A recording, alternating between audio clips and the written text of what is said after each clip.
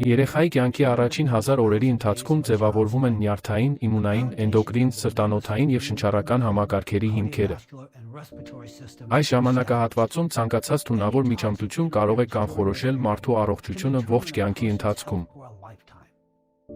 Արյուն ուղեղային պատնեշը, աղիքները, թոքերը, մաշկը, լյարդը երեխայի այս բոլոր համակարգերը գտնվում են զարգացման փուլում, երբ նանոպլաստիկը մտնում է մարմին այս պահին, այն փոխազդում է ոչ թե մեծահասակի կայուն համակարգերի հետ, այլ այն համակարգերի հետ, որոնք նոր են սովորում գործել, դրանք ավելի թափանցելի են, պակաս հասուն և շատ ավելի քիչ ունակ են պաշտպանելու երեխային։ Երեխայի ուղեղը հատկապես խոցելի է, վաղ մանկության շրջանում ակտիվորեն ձևավորվում են նեյրոնային կապերը, և կարգավորվում են ճանաչողական և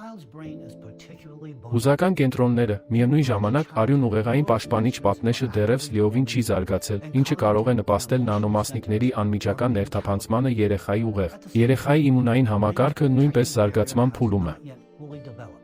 Այն մեծահասակների իմունային համակարգի կրճատված տարբերակ չէ, այլ մի համակարգ է, որը դեռ սովորում է տարբերակել սպառնալիքները։ Թունավոր ծանրաբեռնվածության տակ այն հեշտությամբ խաթարվում է։ Ուսումնասիրությունները բացահայտել են մի մտահոգիչ փաստ.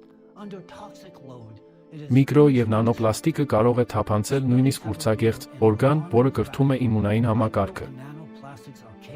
Ավելին, որքան փոքր են մասնիկները, այնքան ավելի կործանարար են դրանք ուրցագեղձի համար։ Ուրցագեղձի դերը հատկապես կարևոր է վաղ մանկության շրջանում։ Այն ձևավորում է բջիջներ, որոնք իմունային պաշտպանության և իմունային հանդուրժողականության հիմքն են։ Ուրցագեղձի ֆունկցիայի խանգարումը մանկության տարիներին նշանակում է հիվանդությունների բարձր ռիսկ ամբողջ կյանքի ընթացքում։ Միկրո և նանոպլաստիկի, ինչպես նաև բիսֆենոլների և ֆտալատների էլեկտրաստատիկ լիցքի պատճառով երեխաների էնդոկրին և վերարտադրողական համակարգերը վտանգված են։